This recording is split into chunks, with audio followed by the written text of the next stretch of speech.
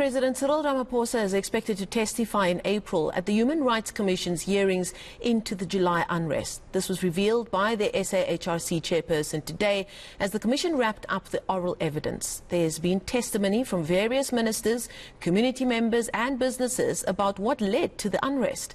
And Media Monitoring Africa has pointed fingers at government, saying it had no clue what was happening on the ground.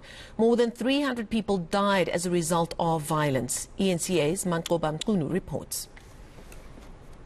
These were just some of the brazen acts of looting during the July unrest in KwaZulu-Natal and Gauteng. More than 300 people died and it cost the country over 50 billion rand. Media Monitoring Africa insists the riots weren't spontaneous but planned. You can see that the nature of many of those of that content, and if you look at the networks and how those things were structured, this wasn't just a haphazard, oh, oopsie, we did this off our own bat.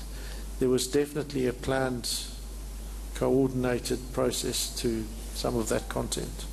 William Burt says both misinformation and disinformation on social media fueled further violence, and that posts like this one created more panic and anxiety. We saw that various people were speaking to the role that social media had been playing, and there you can see one of the quotes toward in mobilizing people towards anarchy.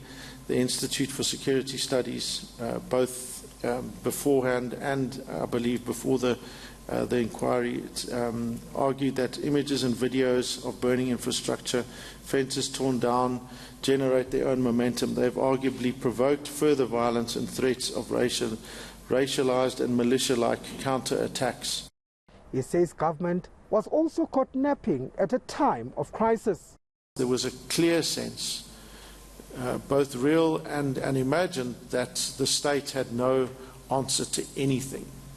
Right? The police were nowhere to be found, intelligence services were nowhere to be found, and to varying degrees these things are true, of course, but a critical area that has to be addressed for any future crisis is urgent, ongoing, up-to-date, rapid communication. While there's been finger-pointing from some government ministers regarding the security lapses, the Commission says it now wants to hear from the President about what really transpired.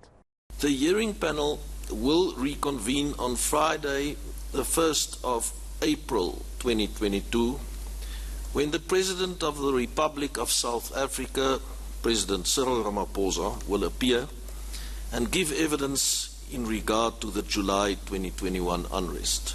The oral hearings have now been concluded, and the Human Rights Commission says it will now process the evidence before completing its report.